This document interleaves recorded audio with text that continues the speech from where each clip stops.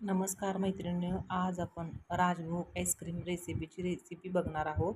आईस्क्रीमची recipe. तर हे ice cream इतकं सुंदर होतं की असं तोंडात ठेवलं की विरघळतं. हे इतकं स्मूथ आणि मस्त आईस्क्रीम होतं. त्याच्यासाठी हे मी व्हिपिंग क्रीम घेतला आहे. 1 कप घेतलं आहे व्हिपिंग क्रीम. जशी आपण केकला क्रीम फेटतो तशी फेटायची नाही, थोडीशी कमी फेटायची. आणि त्याच्यामध्ये हे कंडेन्स मिल्क घालायचं आहे. कंडेन्स मिल्क घालून परत एकदा मिक्स करून घ्यायचं आहे. मिक्स झालं की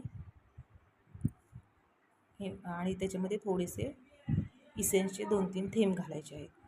आणि थोडासा व्हिडिओ स्किप झाला आहे. एक गरम दुधामध्ये मखाना, काजू, बदाम, पिस्ता हे आपल्या आईस्क्रीमचे मेन घटक आहेत. हे म्हणजे पदार्थ आहेत हे आपले.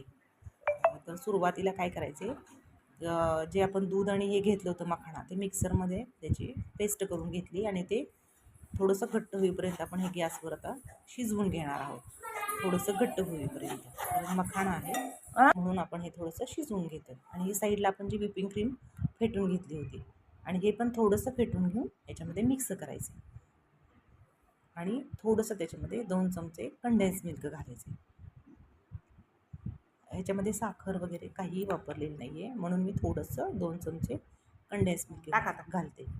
तर ह्याच्यामध्ये आता हे सर्व मिक्स करून घेतले. आता ह्याच्यामध्ये थोडेसे ओरिओ बिस्किट असतात ना, आता थोडेसे घालायचे, म्हणजे टेस्ट खूप छान येते. सगळीकडे मिक्स झालं की वरून थोडेसे बिस्किट तयार झाले आपलं